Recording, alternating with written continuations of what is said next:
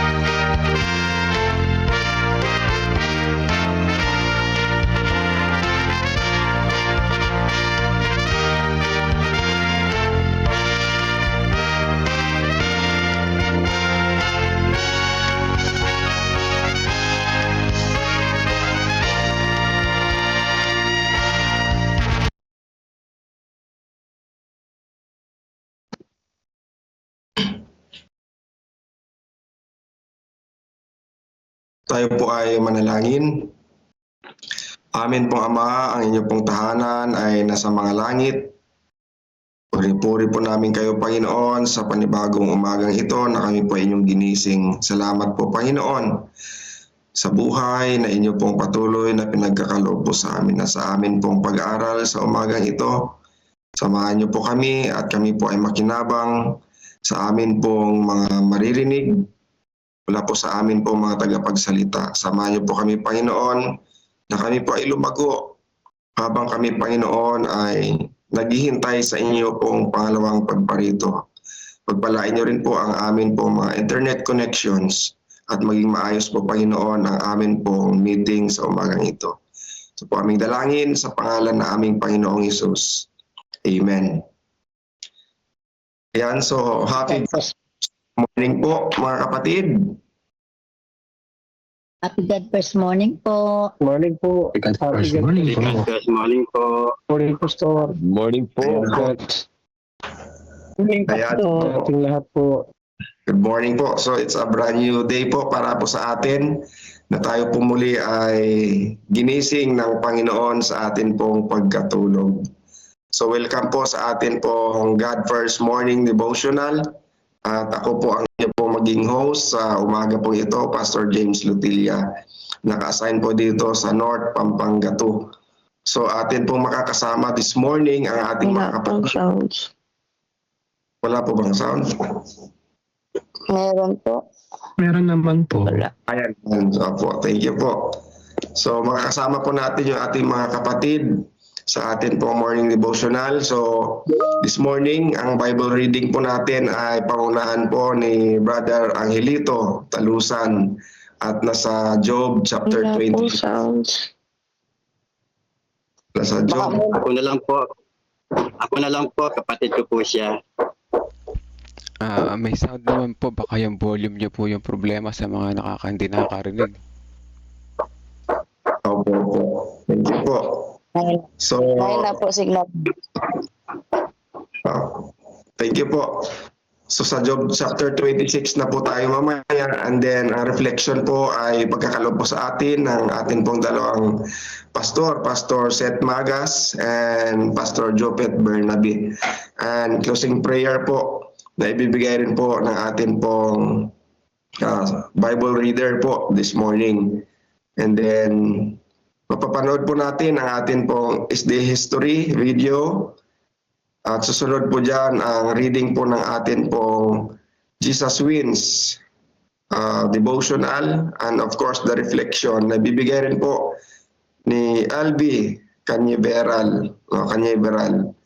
And siya rin po ang magbibigay po sa atin ng prayer para po sa ating Jesus Wins reading and reflection. So mapapanood rin po natin mamaya ang atin pong God First video bago po magkakaroon po ng pag-aaral patungkol po sa atin pong counsels on stewardship, liberality with no depth of principle. Pangunahan po tayo ni Pastor Ben Santiago. And then yung ating Acts prayer po ay paunahan po ng atin pong dalawang pastor na magbibigay ng reflection, Pastor Seth Magas and Pastor Jopet Bernabe.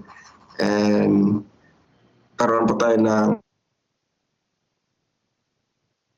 promotion ng atin pong headquarters na project mamaya.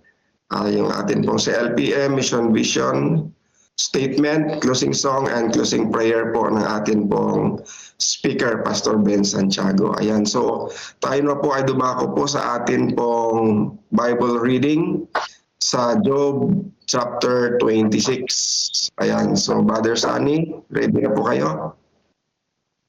Pwede na po. Pasensya na po. Medyo maingay po ang background ko.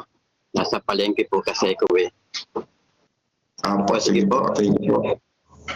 Job chapter 26, sabi po dito, tumugon naman si Job, malaking tulong ka sa akin na isang mahina sa palagay ko'y sumasaklolo ka sa akin ng taong kawawa.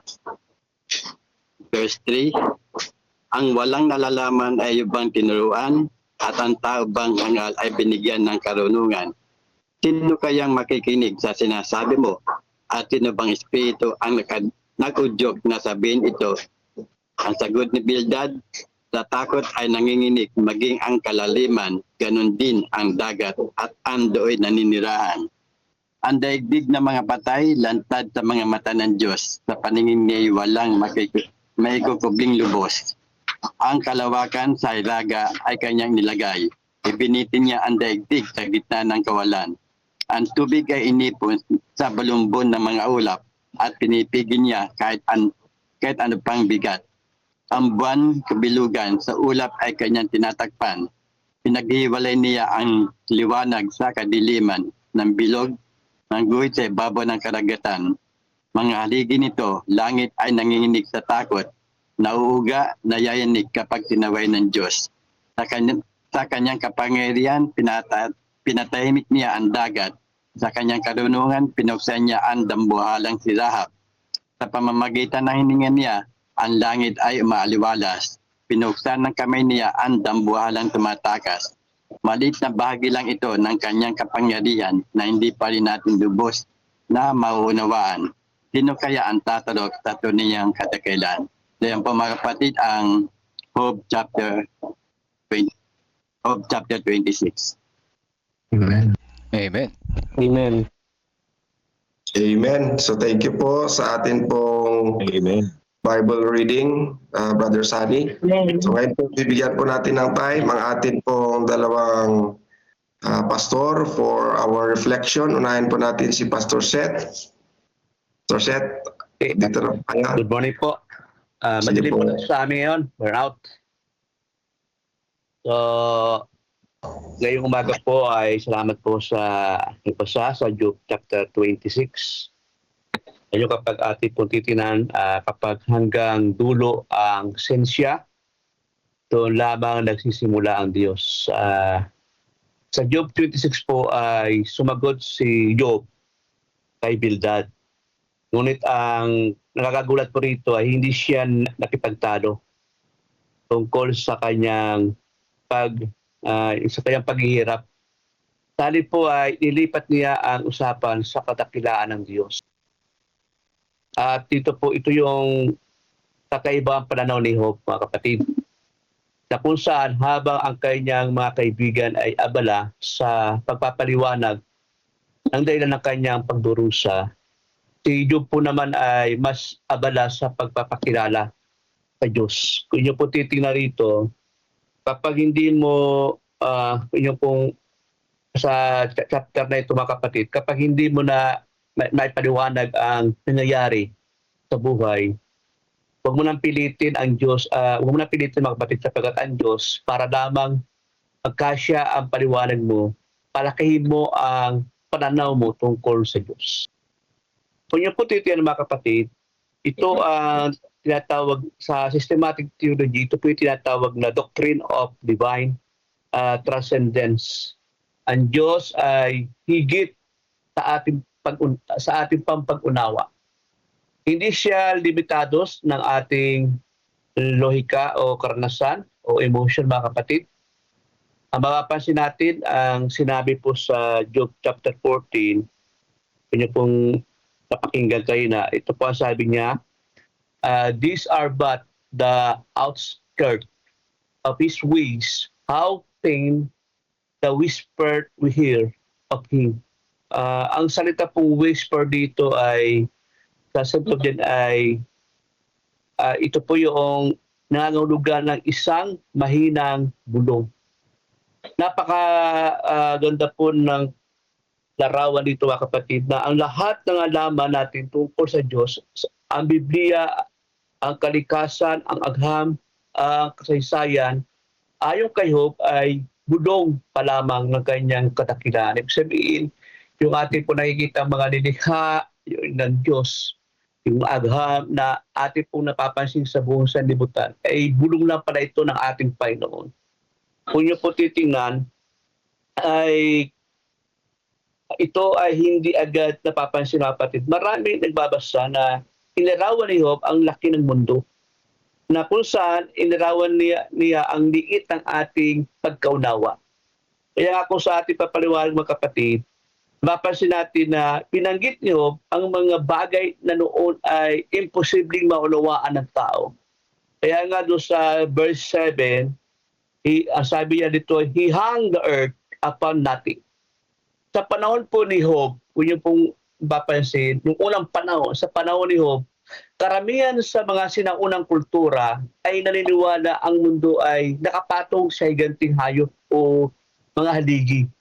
Ngunit sinabi po ni Job dito na ang mundo ay nakabitin sa wala. Hindi ito aklat ng astronomy, ngunit ipinapakita nito na ang Diyos ay may kaalaman na nagpaspas sa kaalaman ng tao. Ito ang mahalagang prinsipyo ng expository theology mga kapatid, na ang layunin ng Job 26 ay hindi po turuan tayo ng science, kundi turuan tayong magtiwala sa Diyos na siyang may hawak ng lahat ng hindi natin kayang ipaliwanag. Sa panahon ngayon mga kapatid, napakarami ng impormasyon katulad ng advanced intelligence o artificial intelligence, yung quantum physics o space exploration o software, computer na sinasabi mga kapatid. Ngunit habang lumalawak ang kaalaman ng tao, lalo ding natutuklasan kung gaano pa karami ang hindi natin alam. Ganito po ang spiritual na buhay mga kapatid. Mas lumalalim ang relasyon natin sa Diyos, hindi dahil marami tayong alam, kundi mas malinaw nating nakikita kung gaano pa karami ang hindi pa nating alam tungkol sa Kanya. Ito ang tunay na karunungan mga kapatid. Hindi ang magsasabing alam ko ang lahat ng mga bagay, alam ko ang tungkol sa Diyos. Kung ang magsabing kundi ang dapat natin sabihin mga kapatid, kundi ang magsasabing habang mas kinikilala ko siya, mas lalo kong napagtanto na walang hanggan ang kanyang kadakilaan. Kaya nga ang Job 26 po ay ito yung sinasabi ni Job na kung wag mo subukin ang Diyos ayon sa laki ng problema. Sabihin, yung wag natin subukin ng Diyos ayon sa laki ng problema mo o sa laki ng problema ko. Kundi sukatin mo ang problema mo o problema ko ayon sa laki ng Diyos. Sapagkat ang ating nakikita ay hanggang doon lamang. Hindi natin lubos nakikita yung lawak at laki ng Diyos. Ngunit ang Diyos po ay walang hanggan. At kung narinig lamang natin ang bulong ng kanyang kapangyarihan, isipin natin mga kapatid kung ano pa ang kanyang gawin ng mundo para sa buong puso natin na nagtitiwala sa Kanya. Kaya mga kapatid ko ating isipin na kung saan yung mga bagay na ating nakikita, nanilikha ng Diyos, bulong na pala ito ng Diyos. Lalo na kung magsalita pa ang Diyos na mas malakas, makikita natin yung kanyang kapangyarihan. Mga kapatid, sa ating buhay bilang isang Kristiyano, hindi natin dapat sukatin ang Diyos. Sukatin natin siya, ang Diyos ayon sa laki ng problema natin. Pina po at God first morning sa ating lahat. Amen. Amen. Thank you po, Pastor Seth, sa inyo pong reflection. Pastor Jopit, kayo na po ang next. God first morning po. Okay lang po, Pastor, ang audio ko. Yes Okay po, malinaw po. Okay, so maraming salamat po. Nawa ang bawat isa sa atin ay pinagpala ng Panginoong Diyos sa umagang ito.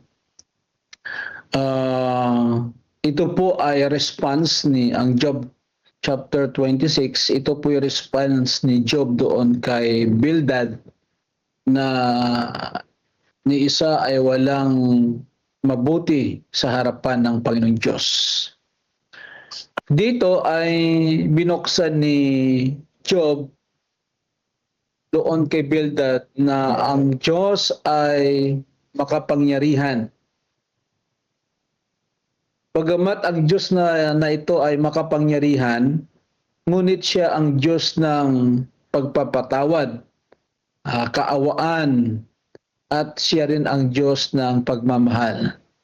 Hindi katulad ng Diyos na iniisip ng kanya pong tatlong mga kaibigan na hindi nagpapatawad, hindi mararanasan ng tao ang pagmamahal, at ang Diyos na iniisip nila ay hindi po, sabihin po natin na hindi po nag-uunawa.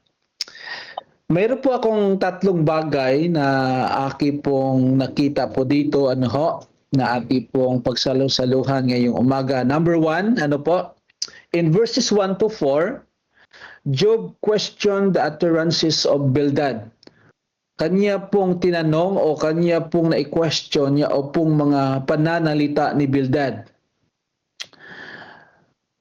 Una ay sabi po dito, where he get this wisdom. Sabi kasi ni Job, habang siya po ay mayroong karamdaman, saan kinuha niya ang kanyang karunungan?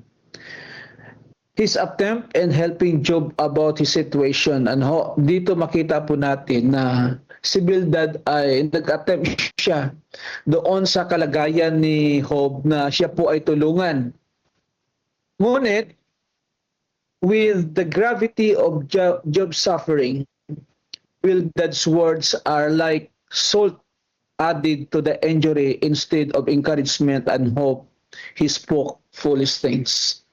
Instead na maranasan ni Job yaupong bagay na magbibigay sa kanya ng encouragement, ng kanya pong pag-asa, ngunit si Bildad ay nagsalita ng mga bagay na sabihin natin kamangmangan dahil po ay doon sa kahirapan ni Job. Lalo niyang dinikdik si Job doon. He added salt to the injury. So ito rin po mga kapatid sa ating pong buhay bilang isang mananampalataya, pag nakita natin na ang tao po ay mayroon pong karamdaman, sometimes our presence or our words become salt added to the injury. Instead na encourage yung tao, instead na yung kapatid na yun ay magkaroon ng pag-asa, ay the more na tayo po ay nagbibigay pa po ng kapahamakan. His insights about sins and punishment, Bildad's words are to convince Job that he sinned. That is why he suffered. Ito po yung words ni Bildad, hindi Job. Kung bakit ikay nakaranas ng ganito, dahil ikay nagkasala. Kung sa New Testament pa ito ay sabihin ba, you must, Job must repent and be baptized. Kasi kinakailangan, bakit ganun ka? Bakit nagsasuffer ka? Hindi sabihin natin na hindi natural na pangyayari ito sa buhay ng isang tao. So, ito rin po mga kapatid, mag-ingat tayo kung tayo po nagbibisita sa mga kapatiran na may mga karamdaman, may mga kapatiran na may mga pinagdaanan sa kanila pong buhay. Minsan ang iniisip natin ang words na repent and be baptized. Kinakailangan magsisi ka. Kung anong mga bagay ang ginawa mo, isipin mo. And then, dito makita din natin that Job wonder about the utterances of Bildad. Why this man spoke words of judgment rather than hope and forgiveness? Is he not serving God? Ito yung sa isipan ni Job. Bakit ang taong ito, hinahatulan ako, hindi ba siya yung naglilingkod sa Panginoong Diyos?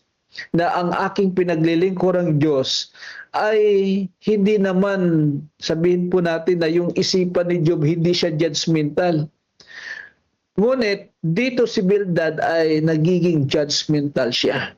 Ito po, mga kapatid, ang ating rin pong bantayan na minsan ay kung tayo po ay makita natin ang isang tao, isang kapatid ay nagiging judgmental tayo, it is because doon sa kanyang kalagayan.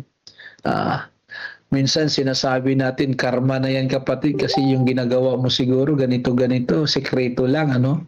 So kaya yun ang nangyari.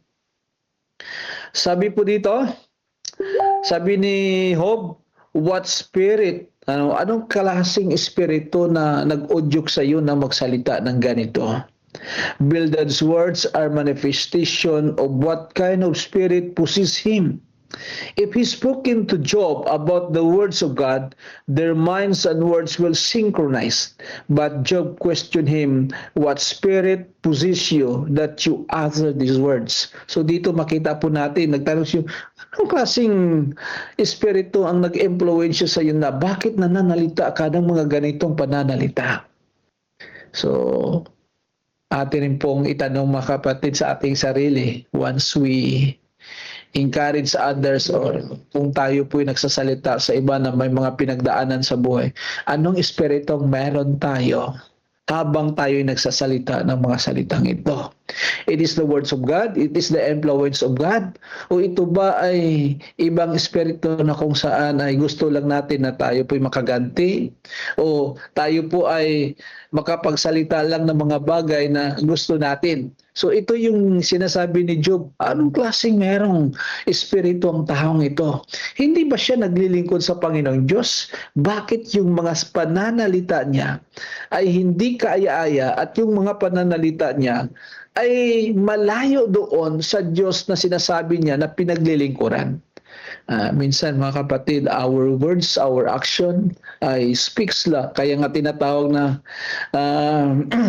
action speaks louder than words. Bakit? Minsan yung ating pong mga action mga kapatid ay hindi tumutugma doon sa sinasabi nating paglilingkod sa Panginoong Diyos. Hindi tumutugma doon sa Diyos na pinaglilingkuran natin. Kaya ito yung question ni Job. Ngunit, bagamat ganito yung sinabi ni Bildad mga kapatid, ito yung sinabi niya kay Job na ganito ka. Ang response ni Job ay napakaganda. Tingnan niyo po mga kapatid. In verses 5 to 13, ang ginawa niya ay dinala niya si Bildad doon sa kamangamanghang ginawa ng Panginoong Diyos. Sabi ni Job, sabi niya, sa takot na ay nanginginig maging ang kalaliman. Hindi ba dahil sa Panginoong Diyos kahit yung mga kalaliman ay nanginginig? Ang daigdig ng mga patay lantad sa mata ng Diyos. Yung mga words na yun, mga kapatid, makikita natin na dinala ni Job si Bildad doon sa malalim na hindi maunawaan ng tao, hindi lubos na maunawaan ng tao, yaupong kapangyarihan ng Panginoong Diyos. At dito sabi niya, ang kalawakan sa hilaga ay kanyang inilagay. Ibinitin niya ang daigdig sa gitna ng kawalan. So instead mga kapatid, na mag-response si Job doon kung ano po ang igaganti niya dahil sa pananalita ni Bildad, ang ginawa niya, ipinahayag niya ang kapangyarihan ng Panginoong Diyos. His works are awesome and no one can compare him. This is the God of Job served, not limited by sin that they are accusing against Job. If Job committed sin as their friends accuse of, he, Job, cannot and will not utter the greatness of his God. Tandaan po natin mga kapatid, hindi po masasabi ni Job yaupong kadakilaan ng Panginoong Diyos kung ang kanya pong relasyon ay hindi mabuti sa Panginoon. Ayun po mga kapatid. So kung i-apply natin sa ating pong buhay, hindi po natin masasabi na ang Diyos ay dakila unless na ang ating relasyon sa Kanya ay mabuti. Hindi po natin pwedeng sasabihin na ang Diyos ay dakila unless mga kapatid, kilala natin ang ating pong Panginoon. Kung ikaw po'y gumagawa ng kasamaan, hindi mo masasabi na, alam mo kapatid, alam mo yung Diyos na aki pong pinaglilingkuran ay dakila.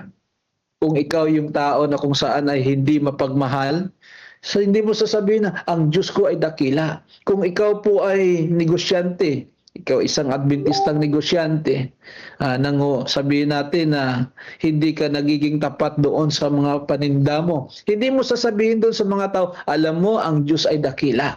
You cannot speak that words, mga kapatid. Bakit? Dahil alam mo, mayroon kang kasalanan. Ngunit dito si Job, pinakita niya sa kanyang kaibigan na ito ang aking Diyos na sinasabi ko. Makapangyarihang Diyos. Hindi siya limitado doon dahil nagkasala man ang kanya pong bayan o nagkasala ang isang lingkod niya. Ibig sabihin, ito ang Diyos na siyang makapangyarihan sa lahat. Job reminds his friends that evil exists in this world, but God cares for His people, though they are afflicted of this controversy. So, makita po natin na nire-remind ni Job yung kanya pong mga kaibigan na ang kasamaan ay nandito sa sanlibutan ito. Ngunit ang Diyos na ito ay kumakalinga sa kanya pong bayan, bagamat ang kanya pong bayan ay apektado ng dakilang tunggalian. So, at tandaan po natin po mga kapatid, it doesn't mean na tayo po'y nagsasuffer. It doesn't mean na tayo po'y nagkasala. It doesn't mean na raranasan natin ang mga pait sa buhay. It is because of our sin. Let us remember that we are afflicted by this great controversy. Ito yung gustong ipahayag ni Job doon sa kanya pong mga kaibigan. Yung naranasan kong ito, hindi dahil ako'y nagkasala. Ito, naranasan kong ito dahil sa mabuti at masama na pinapahayag sa sanlibutan ito, tayo lamang ay naapektuhan ito. Last po, who can understand God? Dito makita natin in verse 14, that the wonder we behold is just a faint whisper of His thunderous power. Grabe ho mga kapatid. Sabi ni Job, ito po mga nasa paligid natin na kaalaman, karunungan ng Panginoong Diyos. Ito po ay, sabi niya, ito lamang ay kanya pong this is just a whisper. Grabe po mga kapatid, bulong lang ito ng kanyang kapangyarihan. Suffering. Job redirect his friend's thought that instead of focusing on Job's suffering, why not talk about the greatness and majestic power of God? Ito po mga kapatid ay lesson din po sa atin. Minsan tayo po ay pag mayroon tayong mga pinagdaanan sa buhay, yung ati pong dinadala, yung ati pong mga pinagsasabi, yung pinagdaanan natin sa buhay na negative. At ito po ay hindi po nagpapahayag ng kabutihan ng Panginoong Diyos. Sabi ni Job, instead of talking about my suffering, bakit hindi tayo magsasalita tungkol sa kapangyarihan ng Panginoong Diyos? Bakit po mga kapatid? Praising God in the midst of adversity make us faint to feel that we are abandoned by God. Kung tayo po ay nasa gitna ng mga pagsubok ng ating pong buhay, at kung tayo'y po'y magsasalita, mga kapatid, ng kapangyarihan, kabutihan ng Panginoong Diyos, mahihiya tayo mga kapatid na sabihin na tayo po'y iniwan ng Panginoong Diyos. Isang kapatid na nagkita kami noon sa isang lamay ng isang kapatid din, sabi niyo, alam mo pastor, nung namatay ang asawa ko, sabi niya, doon sa mga paligid, hindi nila maunawaan yung aking damdamin. Pero doon sa aking damdamin, nagtatanong ako sa Panginoong Diyos, bakit ako kanyang iniwan o di kaya pinabayaan sa ganitong pangyayari. Ngunit isang araw daw ay siya po'y nakarinig ng pabalita. And then, nung kanya pong nakita yung kadakilaan ng Panginoong Diyos, sabi niya, nahihiya ako sa Panginoong Diyos na sinabihan ko siya, na iniwan ko siya. Hindi ko pala napapansin na mahal ako ng Panginoong Diyos. Ito po mga kapatid, makita po natin. Instead si Job mga kapatid, sasabihin ni Job na gagantihan ni Job ng mga salitang masasakit din ang kanya pong mga kaibigan. Ang kanyang mga kaibigan, inakay niya na ang Diyos na ito ay makapangyarihan, ang Diyos na ito ay maawain, ang Diyos na ito ay mabuti, ang Diyos na ito ay mapagmahal. Bagamat ako'y nasa kalagitnaan ng karamdamang ito, ng kahirapang ito, my God is still a God of love. Dito makita po natin mga kapatid kung gaano kabuti ang Panginoong Diyos. Sabi ni Job,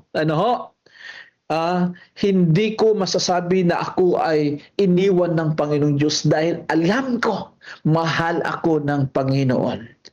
Only and only we can call and praise God even problems when we have a right relationship with Him.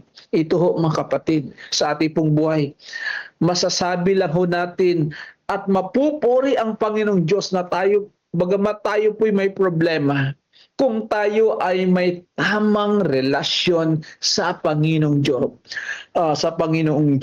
Tingnan po natin si Job po mga kapatid. Hindi niya masasabi na ang Diyos ay dakila, ganito ang Diyos kabakapangyarihan, kung wala siyang tamang relasyon sa Panginoon. Kaya mga kapatid, we can still praise God in the midst of adversity. It is because, o sabihin po natin, if we have a right relationship with Him. Ang conclusion po natin is be like Job. Though people misjudge you o misjudge us, praise God. Pagkabat yung mga tao na kung saan ay sila po ay nagiging judgmental sa atin, yung mga tayo na po ay hinahatulan, purihin mo ang Panginoong Diyos. Though people mistreated you badly or treat you badly, praise God. Bagamat yung mga taong ito, kung anong pinagsasabi, just like Job, kanya pa rin pinupuri ang Panginoong Diyos, kanya pa rin dinadakila ang Panginoon. Though people despise you, praise God. Bagamat ang mga tao na ikaw po ay kanila pong nilalait, purihin pa rin ang Panginoong Diyos. For in the end, it is God will judge you and me and not the people. So dito makita po natin mga kapatid, Job was not affected by the words of Bildad. Last makita po natin mga kapatid, dinala siya kung gaano kadakila ang Panginoong Diyos, kung gaano kamapagmahal ang Panginoong Diyos, kung gaano ang Diyos na ito ang siyang nagpapatawad ng mga kasalanan. So ganito rin po mga kapatid sa ating pong buhay, bilang isang mananampalataya sa tulong nawa ng banal na Espiritu, tayo din po ay magiging katulad niyo. God first morning po sa ating lahat. Maraming salamat po. Amen. Amen. Thank you po, Pastor Jopit. Amen. Pastor Seth, sa inyo pong reflection. So mayroon po tayong mga inspirasyon po kayo, no? Patungkol po dito po sa karanasan po ni Job, na kung saan mas malalim po ang kanya pong pagkakilala sa Diyos at hindi po siya affected doon po sa hindi magandang comment ng kanyang mga friends sa nangyayari sa buhay po niya. Ayan. So thank you po sa inyo pong reflection. So mayroon po tayong mga reflections po dito sa ating chat box bago po natin bigyan po ng time ang ating mga kapatid to reflect. Gusto kong basahin po ang reflection po ni Sister Tess de la Peña. Happy God First Morning po. Tunahin ang kapangyarihan ng Diyos ay mahayag sa lahat ng nilalang. Sa halip na makipagtalo tayo sa mga umuusig sa atin, ipakilala natin sa kanila ang kapangyarihan ng lumikha sa sanglibutan at maging sa atin ng mga tao. So thank you po, Ma'am Tess, sa inyo pong reflection. Sabi naman po ni Brother Jonathan Maglonso, Happy God First Morning. Sa chapter ng Job 26, sinabi ni Job kay Bildad na wala namang tulong na karunungan na naidulot sa kanyang mga salita sa taong nagdurusa at inilalarawan niya ang kagilagilalas na likha ng Diyos Nais ipakita ni Job na ang problema ay hindi kawalan niya ng kaalaman sa Diyos. Dapat mangyari samahan si Job sa kanyang pagdurusa, ipakita ang pagmamahal at pakikinig sa halip na magmarunong. Ang aking tugon, ipinaalala sa atin na kilalanin ang kapangyarihan at kadakilaan ng Diyos sa bawat paghihirap ng ating kapwa. Huwag magmarunong at manghusga, GFM. Ayan. So thank you po, Brother Jonathan, sa inyo pong reflection. At sabi naman po ni Brother Sunny Talusan, pinakikita dito ni Job na ang Diyos ay ang tunay na makapangyarihan sa lahat ng nilikha.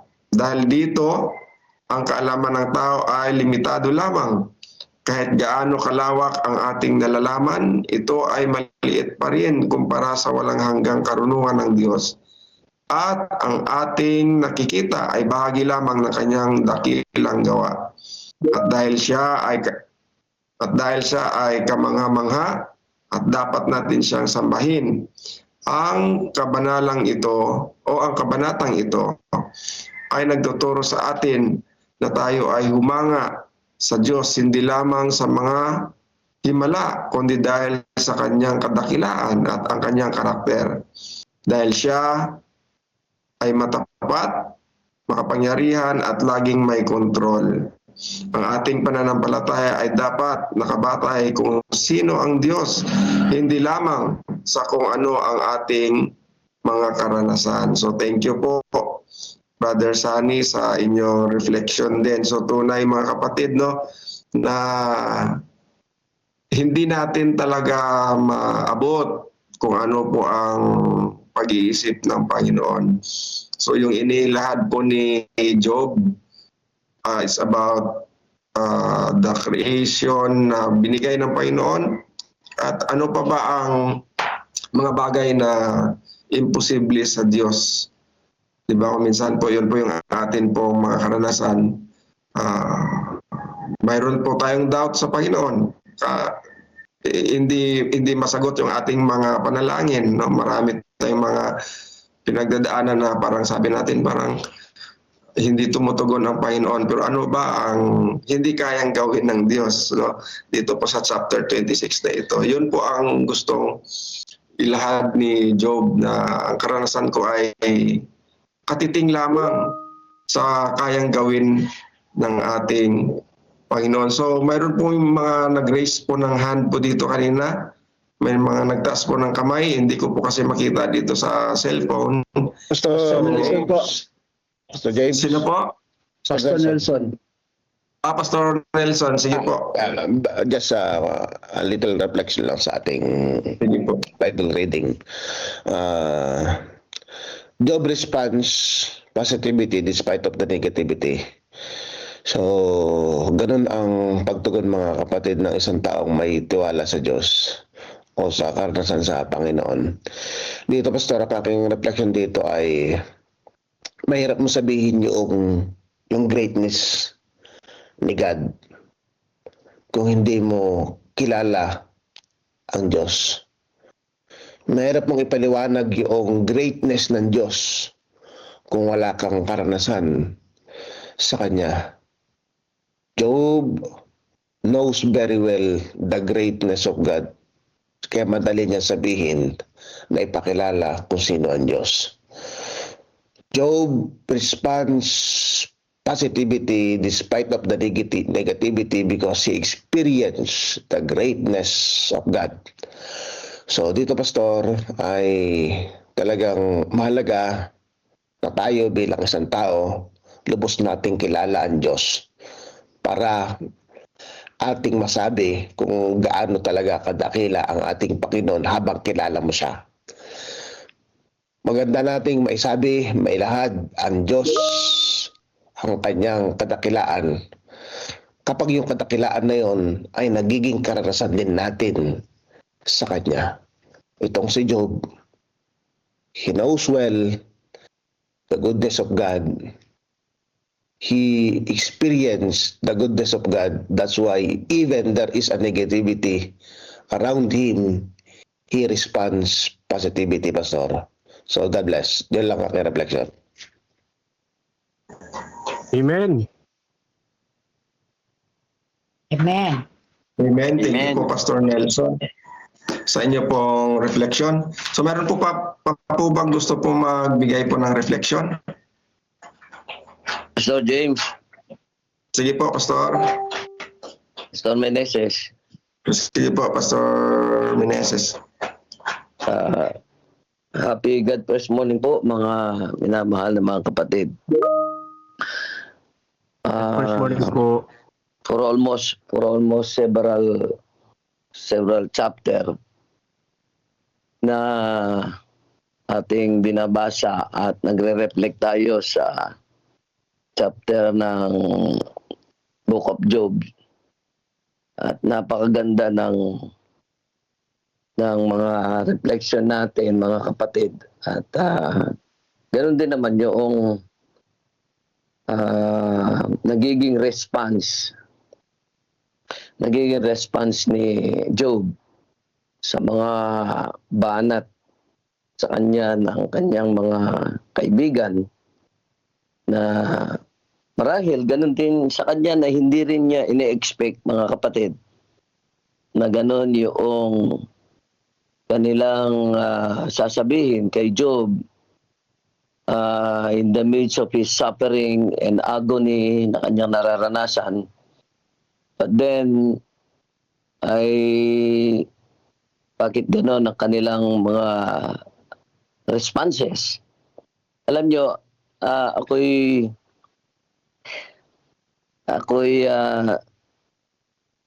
tanong na lang ngayon sa umagang ito, dahil na gusto kong i-share yung nabasa kong quotation doon sa book ni Rick Warren na Purpose-Driven Life. Ang sabi niya, our authentic prayer and worship is when we worship, we thank God in the midst of our suffering, in the midst of our hardship na ating nararanasan sa ating buhay. Kuminsan parang yung ating pagkilala, yung ating papuri sa ating Panginoon ay masasabi natin hanggang labi lang hanggang dila lang. Pero kapag tayo nakakaranas ng matinding pagsubok sa buhay natin, yun talagang matindi, yun talagang mapipiga yung pananampalataya mo. Sometimes or oftentimes ay yung ating pananampalataya, nagwe-wade na yung ating pananampalataya. Ayan, nasisira na tayo ng loob. Pero dito, ipinakita ni Job na talagang yung kanyang pananampalataya sa Panginoon ay consistent, no matter what. Ito yung pamanhik din ng Panginoon sa atin in the last days sa Revelation, chapter 2, verse 10. Ang sabi niya, magtapat ka. Hindi lang sa panahon na ikaw ay malusog, ikaw ay masagana, wala kang problema, kundi ang sabi niya, magtapat ka hanggang sa kamatayan. Ano man yung magiging paraan ng ating kamatayan, ito man ay sakit, ito man ay katandaan, ito man ay aksidente, ito man ay... Kasi maraming paraan ng kamatayan, maraming paraan ng suffering, maraming paraan ng Satanas na kanyang ipaparanas sa atin para yung pananampalataya natin ay masubok. But God allowed these things to happen in our lives, mga kapatid. Kaya siguro maghanda rin tayo, mag-prepare din tayo dahil darating ang araw ay matitinding bagyo ng pagsubok ang ating mararanasan. Kaya gawin nating inspirasyon, mga kapatid, ito naging karanasan ni Job na ito, na samantalang tayo ay nagre-reflect, nagko-contemplate sa kanyang buhay, ay i-integrate natin sa buhay natin at hingin natin na itong mga karanasang ito ay lalong makapagpapatibay sa ating pananampalataya. Happy God bless morning po lahat mga kapatid. Amen. So thank you po, Pastor Meneses, Amen. sa inyo pong reflection. So medyo wala na pa tayong time. Meron pa akong gusto po mag-reflect. Wala na po. Ayan, so thank you po no sa atin po mga reflections. Tunay po na kilalanin po natin ng maigi ang ating Panginoon. So talagang kailangan natin na magkaroon ng deeper relationship sa ating Panginoon.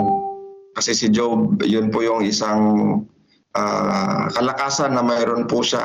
Kilalang kilala niya po ang Panginoon at alam niya kung ano ang kalooban ng Panginoon para po sa kanya. Isang bagay dyan na dapat po nating i-work out din na tayo po ay mayroon pong malinaw na pagkaunawa kung ano talaga ang ating Panginoon. Dahil nga po sa last days, di ba, alam po natin, uusigin at susubukin ang mga anak ng Diyos. So alam na po natin yung pasimula at katapusan. Kung ano po ang kalooban ng Panginoon ay nakasulat na po yan sa kanya pong banal na kasulatan. So thank you very much po. So Brother Sunny, pwede po kayo mag-pray para po sa closing prayer po.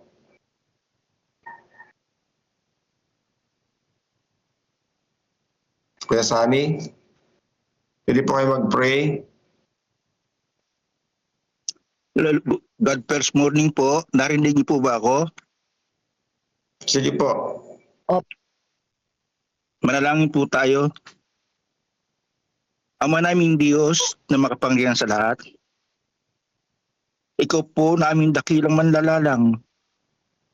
Ikaw po ang nagmamay-ari ng aming buhay. Ang siyang makapangyarihan sa lahat. Siya lamang makapagligtas po sa bawat isa po sa amin. Kami po na iyong mga anak, ang mga nakikinig dito sa God First Morning, na mga nagsisipag-perform dito at mga gumaganap. Panginoon namin Diyos, kahabagan mo po ang bawat isa po sa amin. Nawa po ang lahat ng ay manarinig. Magtumibay ito sa ay mga puso't isipan. Tulungan mo po sana kami na ito ay magawa namin sa aming buhay. Naway makita ka na sa amin. Kami po ay mahihina. Wala po kaming sapat na kakayahan. Kaya po sa iyo lamang kaming umaasa, Panginoon namin Diyos. Ang bawat isa po sana na nagsisikap at nagsupursige ng mga nakikinig at tagabang ng God First Morning ay bigyan mo ng kakayahan upang ang lahat ng aming mga napag-aaralan ay ganap pong makita sa bawat isa po sa amin. Ang iyong mga anak na ito,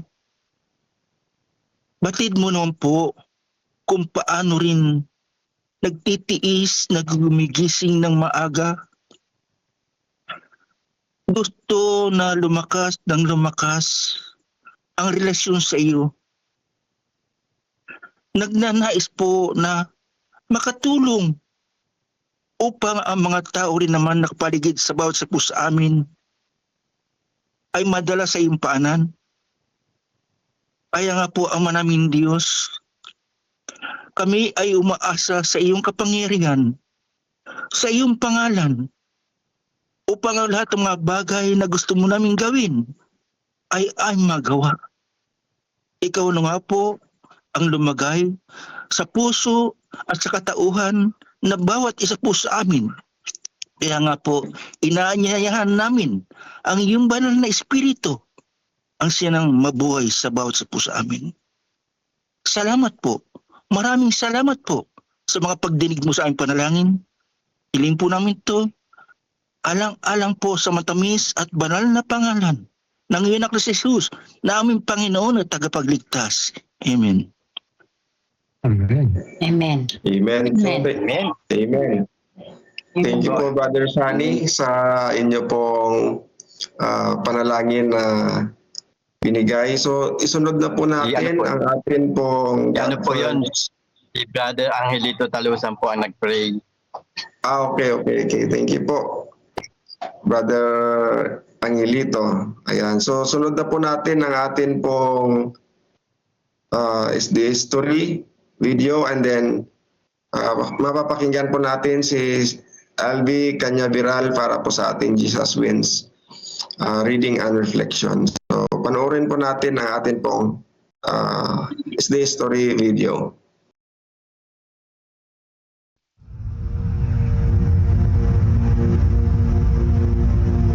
Pagkatapos bumalik ni Jesus sa langit, naiwan sa kanyang mga alagad ang dakilang tungkulin na dalhin ang ebanghelyo sa buong mundo. Puspos ng banal na espiritu, ang mga lalaki at babaeng ito ay buong tapang at kapangyarihan na ipinangaral ang mensaheng kanilang natanggap at abutin ang lahat ng sulok ng mundo.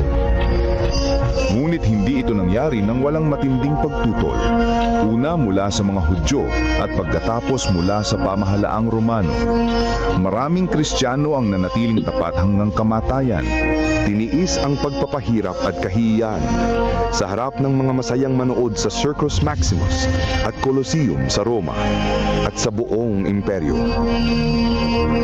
Gayunpaman, ang dugo ng mga martir ay naglatag ng daan para lalo pang lumaganap ang ebanghelyo. Pagkalipas ng mga taon ng pag-uusig ng mga emperador ng Roma, isang emperador na nagngangalang Constantine ang nagpahayag ng kanyang pagtalima sa Kristyanismo noong 312 AD. Naging tanyag ang Kristyanismo, ngunit kasabay nito ay pumasok din sa simbahan ang maraming paganong kaugalian at simbolo, lalo na sa Roma. Ang obispo ng Roma ay unti-unting nagkaroon ng higit na kapangyarihan at autoridad at nagsimulang tutulan at usigin ang mga taong kumikilala kay Jesus lamang bilang ulo ng iglesia at tumatanggap sa Biblia lamang bilang pinakamataas na pamantayan ng katotohanan. Upang makatakas sa lumalalang pag-uusig, ang tunay na bayan ng Diyos ay umatras patungo sa mga liblib na lugar ng Europa. Sa hilagang Italia, ang mga Waldenses ay nagtago sa mga kabundukan. Marami ang pinatay ngunit patuloy na nagningning ang liwanag sa kadiliman, sapagkat ang Diyos ay nananatiling may kontrol. Siya ay nagbangon ng mga lalaking tulad ni Wycliffe, Hus, Tyndale, Luther, Calvin at Zwingli upang tumindig para sa katotohanan. Ipinaglaban nila ang Biblia lamang, pananampalataya lamang at si Kristo lamang. Noong 1798, sa katuparan ng propesiya sa aklat ni Daniel, ang kapangyarihang panrelihiyon at pangpolitika ng simbahang Romano ay pansamantalang nabawasan nang alisin ni General Berthier si Pope Pius VI sa kanyang trono. Kasunod nito, nagkaroon ng malaking pagkagising sa interes tungkol sa mga propesiya ni Daniel at marami ang naniwalang malapit nang bumalik si Jesus. Sa Estados Unidos, pinangunahan ng Baptist preacher na si William Miller kasamang daang-daang ibang tagapangaral ang pagtuturo tungkol sa pagbabalik ni Kristo noong 1844. Subalit nang hindi bumalik si Jesus noong 1844, masusing pag-aaral ng Biblia ang nagbigay liwanag sa isang maliit na grupo na ang ministeryo ni Kristo sa makalangit na santuaryo ang dahilan ng kanilang matinding kabiguan. Natuklasan nila sa Biblia na ang ikapitong araw ay Sabat na itinalaga ni Jesus para sa kanyang bayan. Unti-unti nilang naumawaan na ang kanilang misyon ay ipangaral ang mensahe ng tatlong anghel sa Apokalipsis 14. Bilang mga Seventh-day Adventist, ang layunin nila ay ipangaral ng may kapangyarihan ang walang hanggang ebanghelyo at ihanda ang mundo sa pagbabalik ni Kristo. Mahigit sa 160 years na ang lumipas, mga taong dumaan sa dalawang World War, maraming kampanyang militar, mga krisis sa ekonomiya, ang pagtaas ng ateismo at sekularismo at pagdami ng populasyon ng mundo. Dumami rin ang mga natural na kalamidad na pabalik-balik at lumalala. Sa panahong ito, ang misyon at mensahe ng iglesia ay mas may kabuluhan at mas agaran kaysa dati. Si Jesus ay malapit nang dumating at ang mundo ay dapat na maihanda. Maghanda sa pagsalubong sa Diyos. Amen. Amen. Thank you po.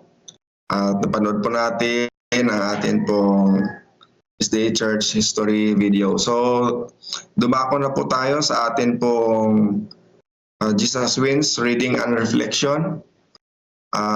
Bigay po natin ang time kay Sister Elvie Canyaveral for Reading and Reflection. Sister Elvie, andyan po ba kayo na? Yes po, isang mga pagpalang umaga po sa ating lahat. Naririnig po ba ako? Yan po. Yes po. Salina po. Salamat po. Ang babasahin po natin para sa ating devotional sa umagang ito ay may pinamagatang ang kanyang pagtanggap. Ang key text po natin ay matatagpuan sa Mateo 9:13. Sinasabi po dito na sapagkat hindi ako pumarito upang tawagin ang mga matuwid, kundi ang mga makasalanan. Isang pastor ang nagbahagi sa akin ng isang kwentong may malaking epekto.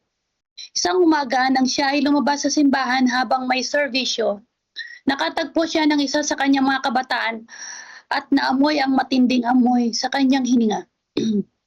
Ang kabataang lalaki ay nag-atubiling bumalik sa simbahan dahil ang amoy ay nagbibigay din sa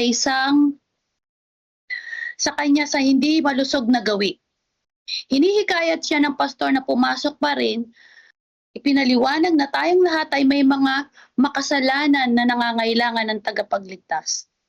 Kung ang lahat ng ating mga kasalanan ay may amoy, ang simbahan ay magiging isang mabahong lugar, sabi niya. Totoong pangungusap. Matapos tawagin ni Jesus si Levi Mateo sa sumusunod sa kanya. Isinasaayos ni Mateo ang isang malaking pagdiriwang sa kanyang buhay at maraming maniningil ng buwis at mga makasalanan ang dumating. Ang mga ito ay marahil mga dating katrabaho at kakilala ni Mateo na ngayon ay nakikisalamuha kay Jesus at sa kanyang mga alagad. Sigurado akong higit pa sa nagtataka sila na makilala ang isa sa tumanggap sa isang tao tulad ni Levi Mateo bilang kanyang alagad. Sa Griego, ang salitang makasalanan ay tumutukoy sa mga tao na hindi pinapansin ng batas ng mga eskriba ng mga Hudyo. Maaari din itong magdala ng moral na konotasyon. Ang grupong ito ng mga makasalanan ay talagang salungat sa mga Fariseo na nagpahayag ng kanilang pagtutol sa mga alagad ni Jesus.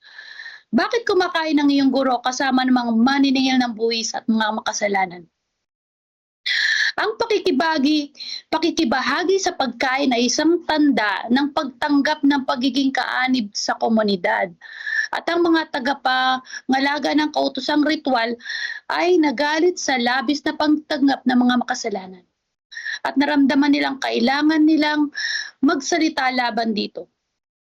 Narinig sila ni Jesus at sumagot sa isang simbolohikang pahayag tungkol sa pangangailangan ng may mga sakit na doktor at hindi na mga malulusog na nangangahulugang siya ay dumating para sa may karamdamang espiritual. Pagkatapos ay binanggit niya, nalulugod ako sa katapatan kaysa sa alay.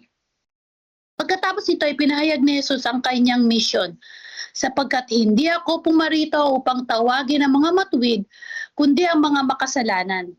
Ipinapakita niya na ang uri ng katwiran, legalista at makafariseo kung saan ang kalinisan ay mas mahalaga kaysa sa awa. Sa kabaliktaran, tanging ang mga nakakalam na sila ay hindi karapat-dapat ang tumanggap na labis na pagtanggap ng ating Panginoon. Yun po. Yung sabi po nito na sa mundong ito, madalas nating mararamdaman na kailangan nating magsumikap para lang matanggap ng ibang tao.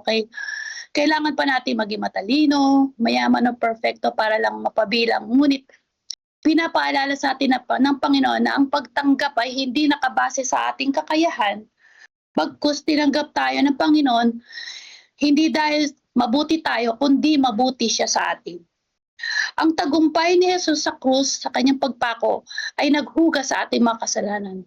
Walang kondisyon, hindi mo kailangan patunayan sa iyong sarili.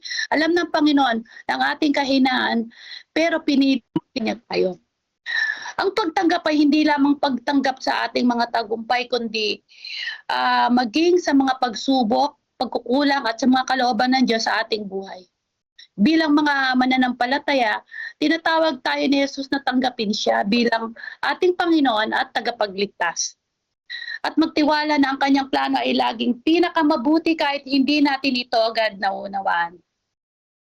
Ang tunay na pagtanggap ay nangangahulugan po na isinusuko natin ang ating sarili kagustuhan at hinahayaan natin na ang Diyos ang manguna sa ating buhay. Kapag tinanggap natin ang kanyang pag-ibig at biyaya, matututo po tayong tanggapin ang ating kapwa ng may pagpapatawad, pag-unawa at pagmamahal. At sa pagwakas po ay sinasabi po sa Roma 15 verse 7, kaya nga tanggapin ninyo ang isa't isa kung paano namin tinanggap kayo ni Kristo sa ikalalulhati ng Diyos. At sana po makita po sa ating mga sarili ang presensya ng ating Panginoon. Yun lamang po at happy God first morning po sa ating. Thank you po, Sister LB. Pwede po kayo mag-pray sa prayer po. Yes po, tayo po'y manalangin. Amang banal, Diyos makapangyarihan sa lahat, marami pong salamat sa umaga ito na kami inyong pinatnubayan at ginabayan, ginising na may panibago lakas at sigla. Nawa Panginoon, ang lahat ng aming mga natutunan at mga narinig sa umagang ito ay matamo sa aming mga puso't isipan at magamit namin sa aming pang-araw-araw na kabuhayan. Panginoong Jesus, turuan mo kaming tanggapin ang iyong kalooban sa aming buhay. Bigyan mo kami ng pusong mapagpakumbaba upang tanggapin ang inyong pag-ibig at maipakita rin ito sa iba. Tulungan mo kami magtiwala sa inyo sa lahat ng pagkakataon. Ang lahat ng ito ay aming dinadalangin at hinihiling sa matamis na pangalan ni Jesus. Amen. Amen. So thank you po, Sister LB, sa inyo pong pangunguna sa atin pong Jesus Wins Reading and Reflection. So ngayon po, panoorin naman po natin ang atin pong God First video. Okay, na lang po. Thank you.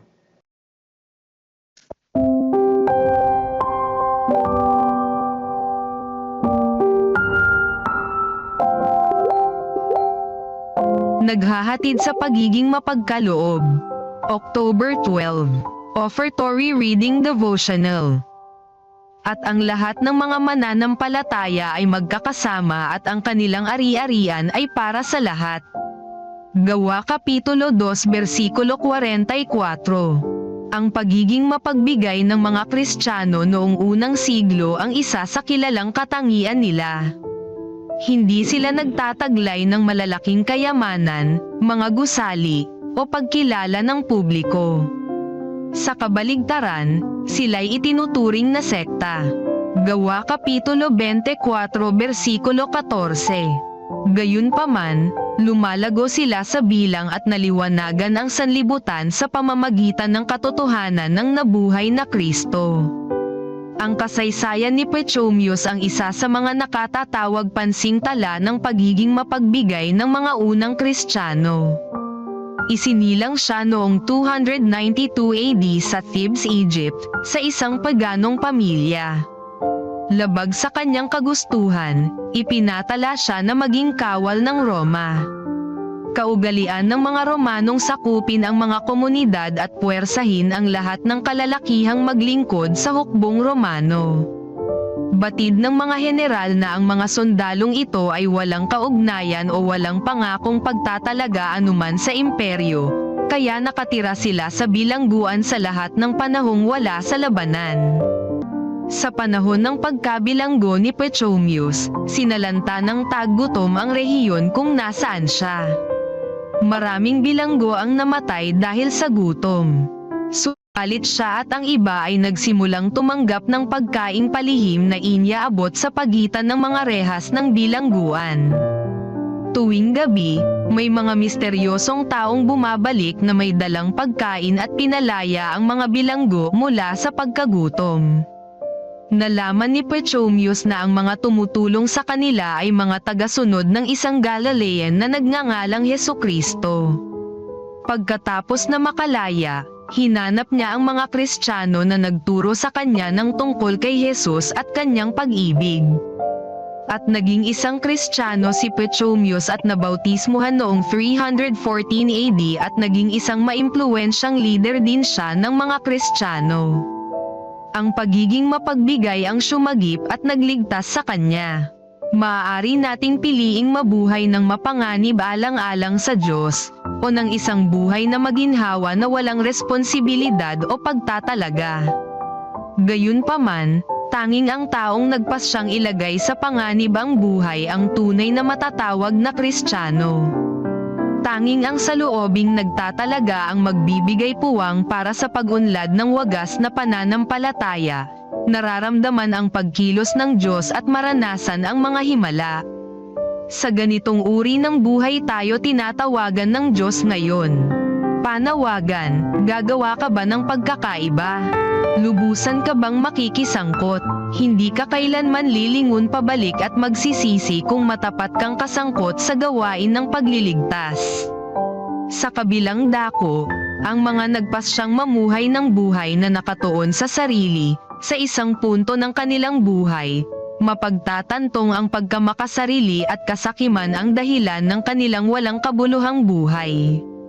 Ngayon, kailangan mong magpasyang malas sa mundo na ang pagiging mapagbigay at pagmamalasakit sa kapakanan ng ibang tao ang nananatiling pagkakakilanlan ng tunay na Kristyanismo.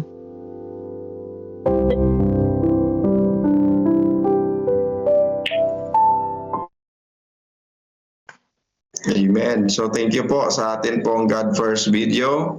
At ngayon po, bigyan na po natin ng time si Pastor Ben Santiago para po sa atin pong Counsels on Stewardship, Chapter 41, Liberality with No Depth of Principle. Pastor Ben, kayo na po. Good morning po mga kapatid. Sa umaga po nito ay nais ko po mulang basahin po yung ating pong topic for this morning po. Napakaganda po siya ng ating pinapag-aralan. Ano po. Talaga pong itong ating topic po ngayon. Nadidinig po ba ako? Yes, Hello. po. Yes, continue Yes. lang po yung iba. Tuloy lang. Sabi po rito, sabihin ko muna, the minister may be the special favorite of some wealthy man, and he may be very liberal with him. This gratifies the ministers, and he in turn lavishes praise upon the benevolence of his donor. His name may be exalted by appearing in print, and yet that liberal donor may be entirely unworthy of the credit given him. His liberality did not arise from a deep, living principles to do good with his means to advance the cause of God's because he appreciates it, but from some selfish motive, a desire to be taught liberal.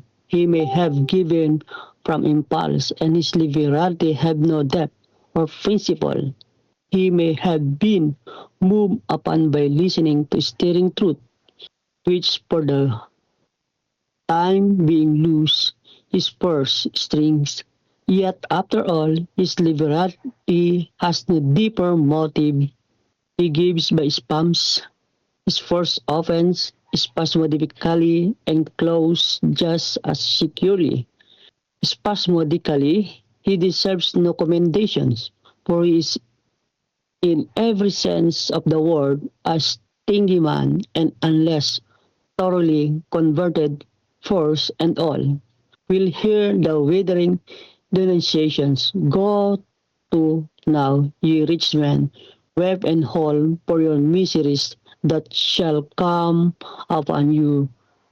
Your riches are corrupted, and your garments are moth-eaten. Such will awake at last from a horrible self-deception. Those who praise their spasmodic liberalities helped Satan to deceive them and make them think that they were very liberal, very sacrificing, when they know not the first principle of liberality or self-sacrifice ayon po doon sa testimonies. Okay. Tignan po natin, ano nga po ba ang sinasabi po nito, yung kalooban, yung kabuuan niya po. Kita po natin, nandito po sa kabuuan niya, yung tinatawag po natin na ang panganib po ng maling papuri. Ano po? May maling papuri po nagaganap po dito, no? Kaya ibig sabihin, makita po natin doon sa paumpisa ng pagkakasabi po ni Mrs. White, the minister lavishes praise upon the benevolence of his donor.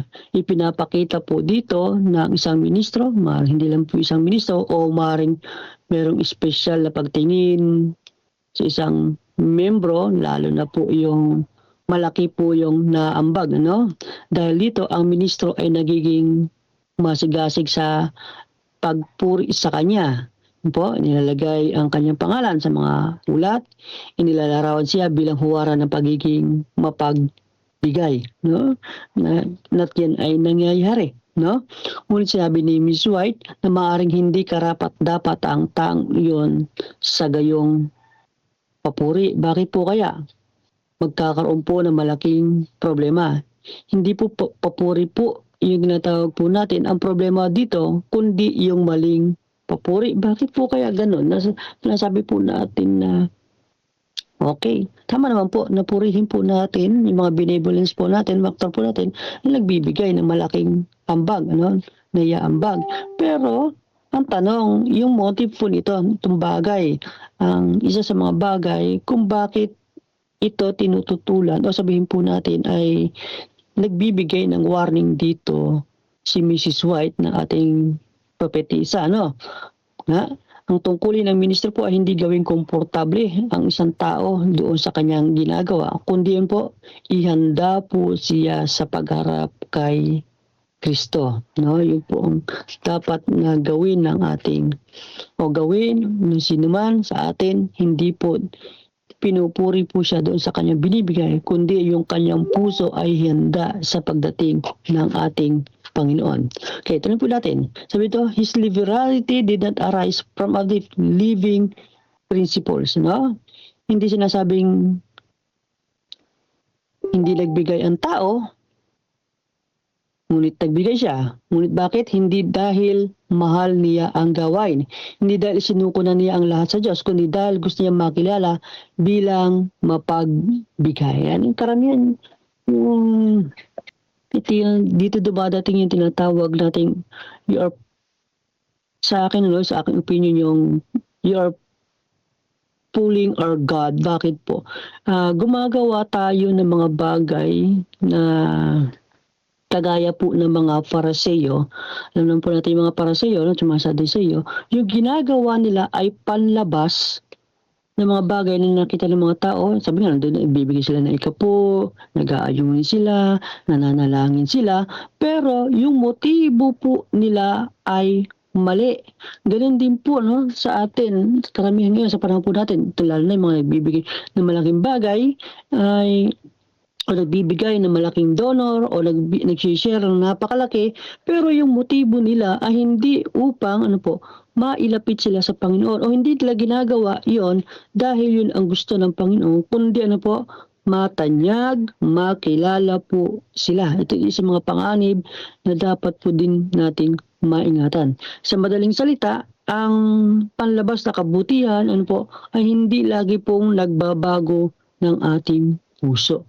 Yun ang dapat nating mabigyan ng pansin o kapag nagbibigay na i-develop nila maging yung kanilang puso, hindi lamang doon sa kanilang generosity na kanilang ginagawa, no?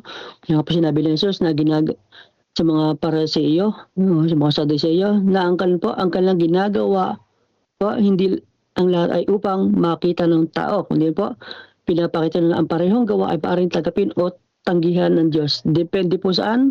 Sa motibo. Kaya sa madaling salita, mga kapatid, Ano po natin kung tayo ay nagbibigay ng napakalaki, ano ba yung motibo po natin? Yung motibo ba natin ito dahil yung mga bagay na ating tinanggap sa ating Panginoon, nagbabalik tayo ng ating mga offerings, ng ating mga handog, ng ating mga alay. Ano po? Ito ay motibo na ano po ng pagiging tapat natin at ng ating pong malalim na relasyon sa ating Panginoon. Yun ang dapat ang makita sa pagbabalik po natin ng mga handog o tayo ay nagdodonate na napakalaki o ganang kalaki yun, higit pa doon sa kaya nating ipagkaloob, no? Hindi lang po bumubukas ang ating pitaka dahil ano po, dahil makilala tayo, ano po, dahil maitaas ang ating pangalan, kundi ano, dahil ano po, ang motibo natin, ano po, ay paglingkuran ang ating Panginoon. Kadalasan ito po yung nagiging problema po sa ating mga local churches, ano po, kung yung isang kapatid, mayroon po siyang i-donate sa church, no? So, nidinonate niya, natutuwa siya, lagi siya nakikita. Then, time na, siyempre, hindi lagi po doon lang sabihin natin ay makikita yon. Sabihin natin na yung gamit po na yun na kanya binigay ay malaking halaga. Pero gayon pa man, lumilipas ang panahon, yung gamit na yun ay lumuluma. At nung papalitan na, dito nagkakaroon ng problema. No? Na hinahanap na lang ngayon yung kanilang ibinigay. Sa madaling salita, yung kanilang binigay, ano po, hindi totaling wagas na ipinagkaloob nila, kundi bagkos yung nakikita yung kanilang ibinigay ay parang ano po, nagiging tawag dito, na itong bagay na ito, ano po, parang lumalabas, pinapapurihan na siya, yung bagay na yun.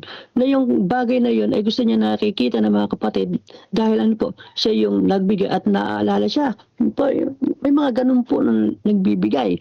Pero gayon naman, sabi, parang naitataas pa rin yung kanilang pangalan. Gusto nila nakikita yung bagay na yun o nakikita ng ibang tao dahil ano, naaalala sila na sila yung nagbigay noon, no? Naaalala sila dahil mabuti yung kanilang ginawa. Kundi bagkus ano, kaya nakakatuwa pa rin po yung iba na nagbibigay man sila, kung gano'n mang kalaki, pero hindi niyo po makikita na gusto nilang makilala sila. Hindi sila, sabihin po natin, maitaas yung kanilang pangalan. Yung iba pangalan po, ayaw na ayaw po nilang babanggitin ang kanilang pangalan. Po, meron din po sa akin na madalas nag-aabot ng bagay po, na gano'n, ano po. Once na blue moon lang kung magbigay po siya. Pero gayon pa man, sabi niya sa akin, kapag nagbibigay siya, Pastor, bahala ka na dyan. Sabi ko, ano po ito? Bibigay ko po sa church. Sabi ko sa kanya, ikaw bahala, sabi niya. Pero wag mo lang sasabihin sa akin ng galing yan, no? Yan ay binibigay ko yan sa'yo. Hindi dahil gusto kong magbigay, kundi binibigay ko yan dahil ang gusto ng Panginoon yung bagay na yan. Then gamitin mo ayon sa kung saan mo alam mo mabuti para sa ikasusulo ng gawain ng Panginoon. No? May mga ganon ng mga tao na generous. Pero yung sabihin po natin na doon sa kanilang pagiging generous, pinupuri po natin sila na tinataas natin yung pangalan nila, they have something wrong sa bagay po na yun. No? Para dahil sa bagay na yon, dito lumalabas yung tinatawag po natin na nagiging para mga parasyon sila na gumagawa sila ng mga bagay, ano po, para sila ay papurihan. Okay? Tuloy pa natin. Those who praise their spasmodic liberatis help Satan to deceive them. No? Yan. No? Ito yung sa pinakamabigat na pangusap sa doon sa buong binasa ko kanina. No? Sinasabi ni Miss White na dinaya lamang sila ni Satanas. Bakit? Tumutulong sila kay Satanas sa paraan sa pamagitan ng pagbibigay ng papuri na hindi naman nararapat.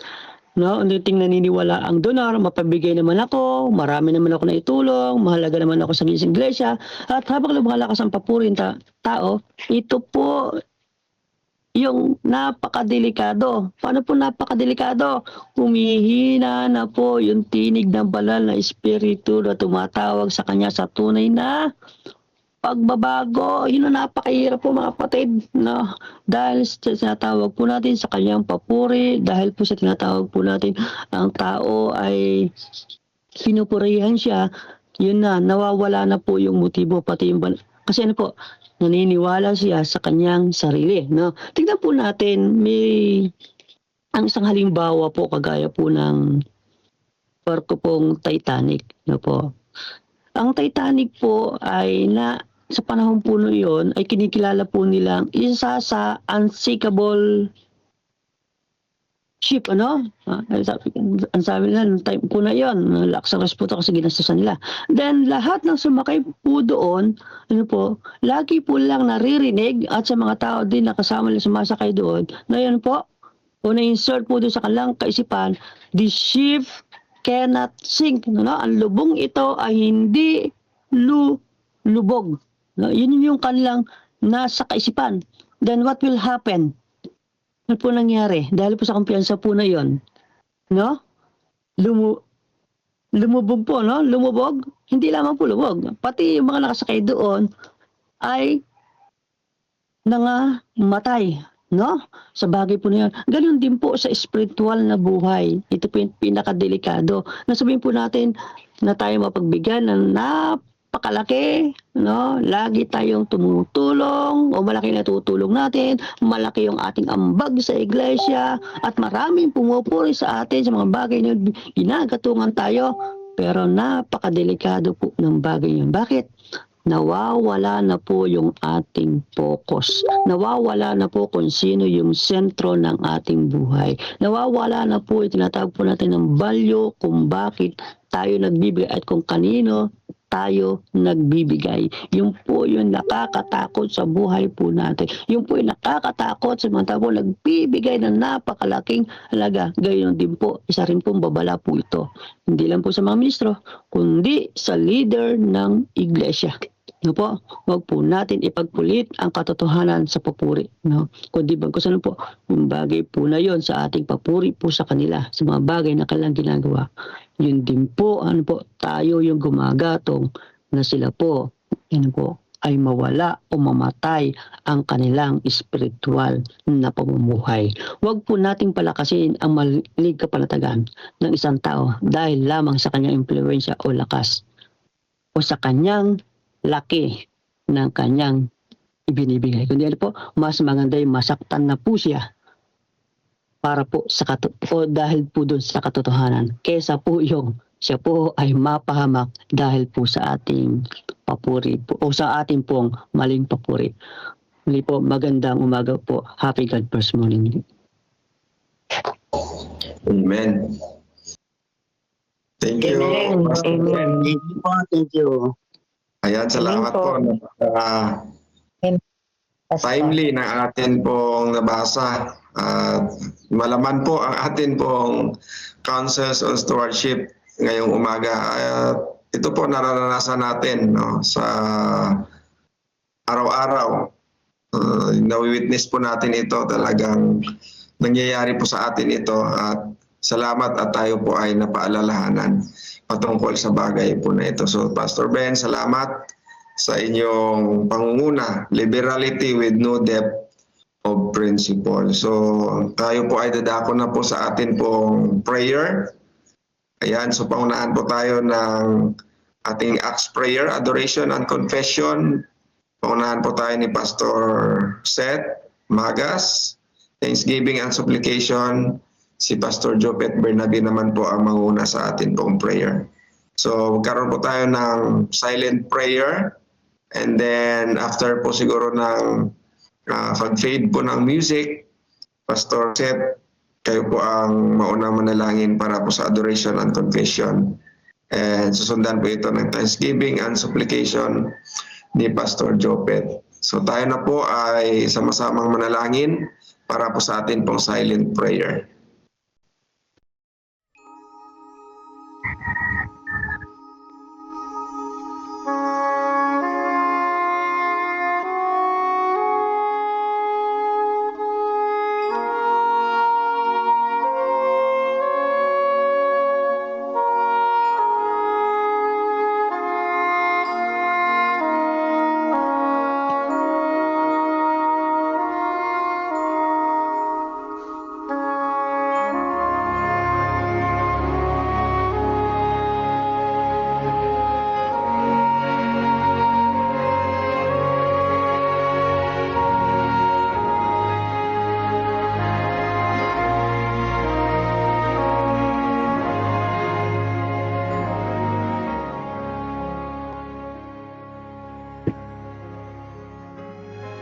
Tayo'y manalangin.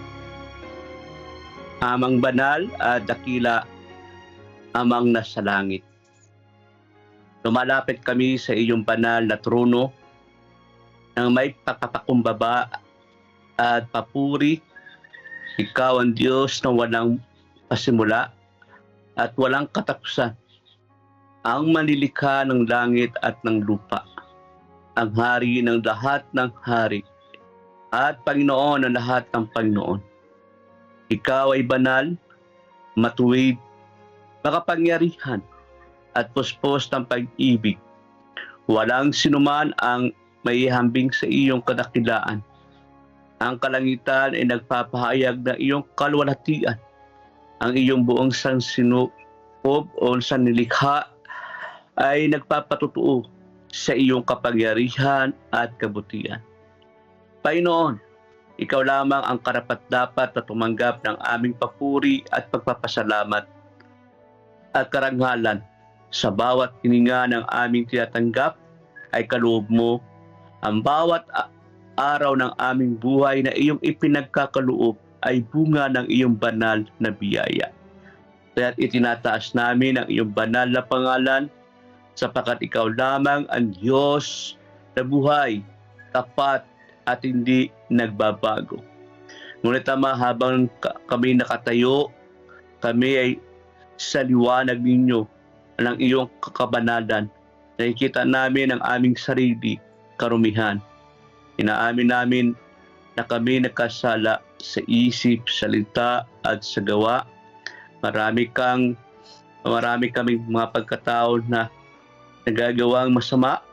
Hindi namin nagawa ang iyong kalooban.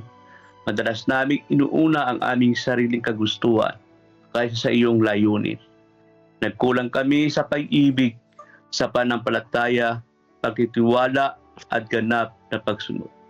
Panginoon, kapag kumbaba naming inaamin na kami ay nagkasala sa iyo at patawarin mo kami at linisin ang aming mga puso, tulungan mo kaming talikuran ang kasalanang namumuhay ayon sa aming buhay at mamuhay ayon sa iyong kalooban. Naway maging kalugod-lugod kami, Ama, sa iyo, sa aming pong pagsamba, sa aming pagpupuri sa inyo araw-araw. Ito ang aming dalangin sa pangalan ni Jesucristo. Amen. Sa amin po pagpapatuloy, Panginoong Diyos, kami po ay nagpapasalamat sa iyo pong kabutihan na sa umagang ito. Kami po iyo pong iginising sa buhay at kalakasan, gayon din ipinagkaloob ang iyo pong mga salita sapat upang kami po sa araw na ito ay mabuhay sangayon po sa iyo pong kagustuhan. Panginoon, may mga kapatiran kaming nilalapit o may mga kahilingan kami, Panginoong Diyos. Pagpapalain ang tahanan ni Pastor James, ganun kay Brother Angelito Talusan, kay Pastor Seth, ganun din sa aking pong sambayan. Sister LB Canyaviral at si Pastor Ben Santiago. Patuloy, Panginoon Diyos, na ang aming pong mga tahanang ito pinapatugutan po ng banal na Espiritu na sa anumang gawain, Panginoon, kayo po'y patuloy na gumagabay at nagpala. Kasama ang mga kapatiran dito po sa platform na ito at sa ibang platform na sila po'y nakikinig, nanonood, Panginoon. Ang bawat tahanan ay maranasan nila ang pagpapala sa araw na ito. Maranasan ang iyo pong paggabay, gayon din naman, Panginoong Diyos, pagpapagaling sa mga tahanan na mayroon pong mga karamdaman, Panginoon. Gayon din hinihiling ang iyo pong pamamatnugot karunungan na ito po'y mararanasan ng bawat isa sa amin sa araw na ito. Amin pong dinadalangin po, Panginoong Diyos, na ang amin pong araw-araw na ginagawa dito sa Daily Spiritual Empowerment, Panginoong Diyos, ng iyo pong programa ay patuloy na pagpapalain, mapagpapalago ang spiritual na buhay ng mga kapatiran. Gayon din naman, Panginoong Diyos, amin pong dinadalangin ang sa LPM headquarters, every family a builder, na muli, Panginoong Diyos, patuloy na iyo pong bigyan ng kasigasigan ang mga kapatiran sa pagsuporta sa gawain ito. Dahil ito po, Panginoong Diyos, ang pagpapahayag ng pag-ibig ng bawat isa sa amin na maitaguyod at maitayo ang iyo pong bantayog dito po sa Central Luzon. Amin rin pong dinadalangin po, Panginoong Diyos, ang patuloy na evangelism ng PAPCO sa Bangkal San Ildefonso.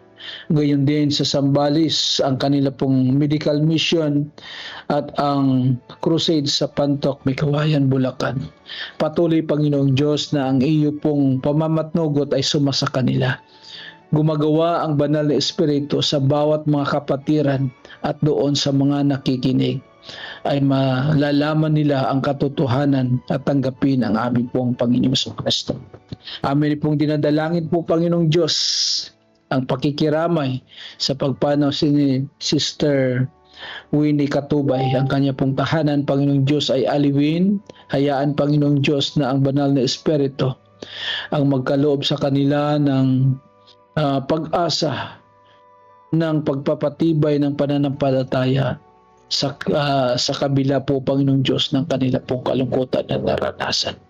Amin pong dinadalangin po, Panginoong Diyos, ang mga kapatirang ito na sa kanilang kalusugan, kagalingan, at sa kanilang mga inihiling na spiritual na mga paglago.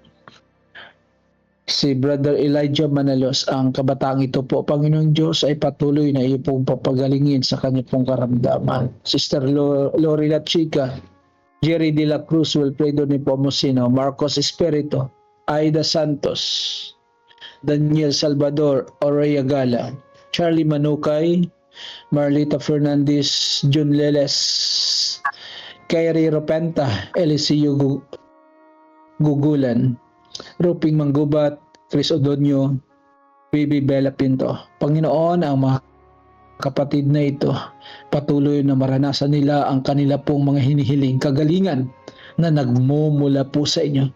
Dahil ikaw ang Diyos na siyang makapangyarihan sa lahat. Ikaw ang Diyos na nagpapagaling ng lahat ng may mga karamdaman. Ikaw ang dakilang doktor. Sa araw na ito po, Panginoong Diyos, maranasan ng bawat isa ang kagalingan na kanila pong hinihiling. Ang lahat na ito ay amin pong hinihiling sa pangalan ni Jesus namin tagapagligtas. Amen. Amen. Amen. Amen. Thank you po, Pastor Seth and Pastor Jopel. Amen. Sa inyo pong pangunguna sa atin pong prayer. Sa ating mga iglesia, ito ay patuloy na isinasabuhay sa ating mga tahanan, sa ating mga komunidad at sa bawat puso na nagmamahal sa Diyos. Ngayon, tinatawag tayong lahat na makiisa sa isang dakilang adhikain. Building up for mission. Ang Central Luzon Provinces Mission ay naglulunsad ng isang pambihirang pagtutulungan, ang CLPM Headquarters Development Partnership Campaign. Hindi lamang ito tungkol sa pagtatayo ng isang gusali, kundi sa pagtutulungan ng mga anak ng Diyos upang itayo ang tahanan ng misyon. Isang lugar kung saan uusbong ang mga programa, manggagawa at paglilingkod para sa kaharian ng Diyos. Sa ilalim ng unang pamamaraan na tatawaging 5,000 Families for the Mission Home, inaanyayahan ang bawat pamilya na maging katuwang sa gawaing ito bilang isang Mission Home partner. Layunin nating magkaisa bilang isang malaking pamilya sa pananampalataya. 5,000 pamilya na magpapahayag ng pagsuporta sa pamamagitan ng 1,000 piso bawat buwan sa loob ng isang taon. Ang bawat pamilya ay maaaring makibahagi sa iba't ibang paraan. Una, sa tithes and offering envelope na ilalagay sa others bilang CLPM Headquarters Project. Sa bank deposit o CLPM online giving, at ikatlo sa payroll deduction para sa mga CLPM workers na nais ding maging kabahagi sa programang ito. Ang mahalaga ay sama-samang paglahok dahil sa Diyos, bawat pamilya ay mahalaga. Bilang pagkilala, ang bawat Mission Home Partner ay tatanggap ng Mission Home Partner Plaque at ang kanilang mga pangalan ay itatala sa Wall of Faith ng bagong CLPM headquarters. Ang mga iglesyang magpapakita ng lubos na pakikibahagi ay kikilalanin bilang Faith Builder Churches. Sa bawat quarter tayo ay magtitipon sa pasasalamat upang ipagdiwang ang mga kwento ng pananampalataya sa mga panalangin ng pag-asa at ang kabutihang ginawa ng Diyos sa ating kalagitnaan. Ito ay higit pa sa proyekto. Ito ay pagkakaisa. Higit pa sa kontribusyon, ito ay partnership sa misyon ng Diyos. Building up for mission, every family a builder.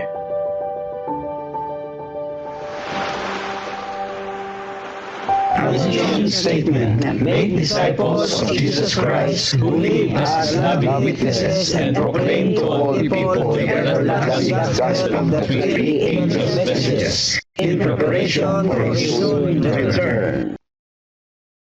Our method, guided by the Bible and the Holy Spirit, central to God's mission, pursue this mission through Christ-like living, communicating, discipling, teaching, healing, and serving.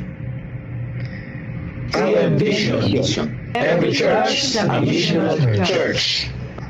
I am missional. I think, I talk, I act, I plan, I live to move forward in God's mission.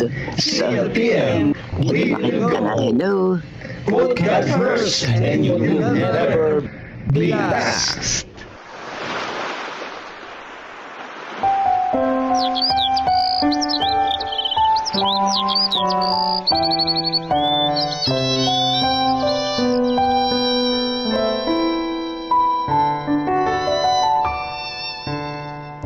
Kapag kay Kristo'y tayo'y magtatapat, sa lahat ng bagay ay magiging sapat.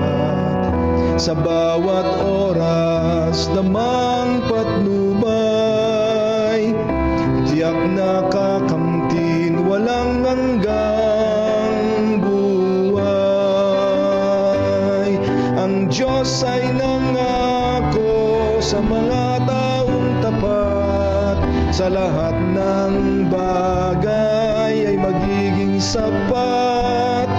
Atin siyang purihin sa lahat ng oras, awit ng pagluwalhati ating itaas.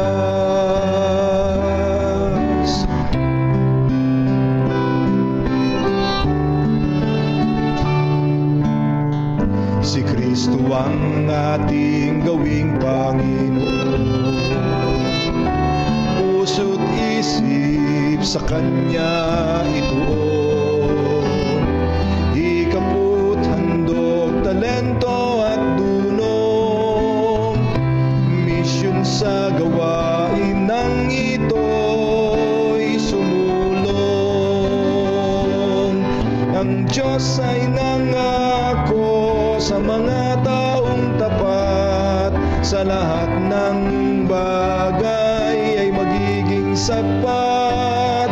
Atin siyang purihin sa lahat ng oras, awit ng pagluwalhati ating itaas.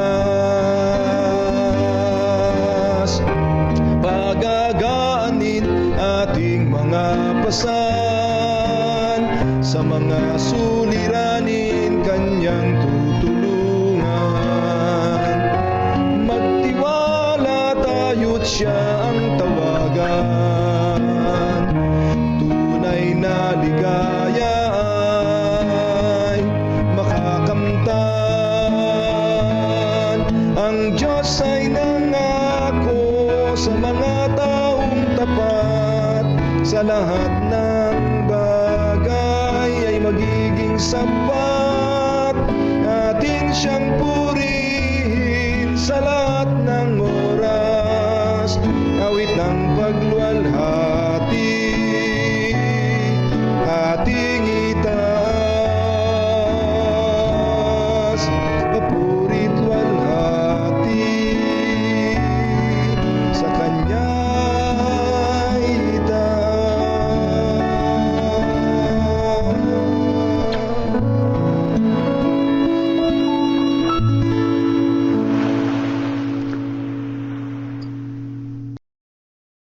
Amen. Tayo po ay manalangin. Yes po. Dakilang Diyos ng tahanan sa kalangitan, sa umaga po nito, lubos ang aming pasasalamat. Maraming mga salita na amin narinig, maraming mga payo na iyong pinagkaloob at iyong binuhay muli ang aming espiritual na pamumuhay. Sa umaga din po nito, Ama, ay muli kaming na-equip at ang mga bagay na amin narinig po, Ama, hindi lamang po narinig po sa amin, kundi bagkos makita sa aming pong pamumuhay at maging instrumento at kalakasan ng iba. Kaya po baga po nito, narito muli yung bayan, akin po nilalapit po sa inyo. Pangunahan niyo po sila. Kayo po ang siyang magdidikta, magtuturo ng gagawin sa buong maghapon po nito na maging mabunga at muling maitaas ang iyong dakilang pangalan. Ito po lahat ay aming dalangin sa pangalan ng aming Panginoong Hesus. Amen. Amen. Amen. Ayan, so maraming salamat po sa atin pong mga participants sa umaga pong ito. So, tayo po ay pagpalain ng Panginoon sa panibagong araw. At ang araw na ito ay maging makabuluhan at tayo po ay maging mabunga sa patuloy na gabay pag-iingat ng ating Panginoon. So, muli, thank you very much. Pagpalain po tayo ng ating Panginoon sa araw po na ito. At happy God First Morning po sa ating lahat. God bless po. Happy God First Morning po. Amen. Salamat po. Pastor James. Thank you po. Amen din. Opo. Pastor James.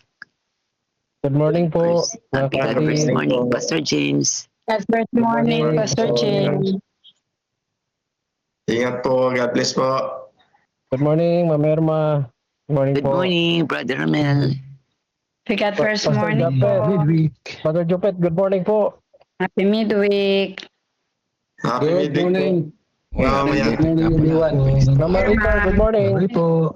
Ma'am Maricar. morning. Good morning. Mr. Ben, good morning po. Sa ating lahat po. Sir Ben, God good bless po. morning, Pastor James. Good morning, Ma'am Maricar. Basta po. Brother Edmond, gising na. Basta naman po.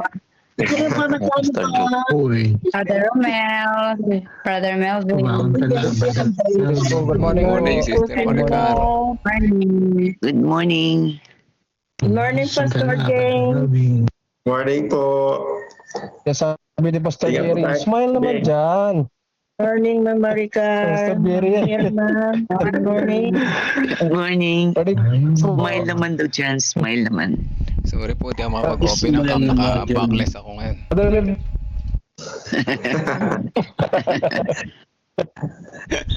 Morning, Pastor James. Ingat po tayo mga kapatid. Sa ating po kanya-kanyang gawain. Ingat po tayo. Opo. Okay. Ingat sa mga problema. Ingat po. Hapon. Bye-bye po. Salamat po. Brother Edmond, good morning. God bless po sa inyo. Good morning. God bless. Ingat po Parang kayo. matagal pa kasi si Brother Ingat po. Edmond. Kaya ka po eh. Brother Namimiss na namin si Brother Edmond dito eh. Every morning. See you soon. Andun lang siya lagi. Morning. Good morning. Kuya Mansi. Good morning po. Good morning po. Ingat po kayo. Sige po, bye-bye na po mga kapatid. Bye-bye. Bye-bye po. Okay, Bye. po tayo. Wala si Cheryl. 5, 4, 3, 2, 1. Bye-bye po mga kapatid. Bye-bye. Bye po. Sige po.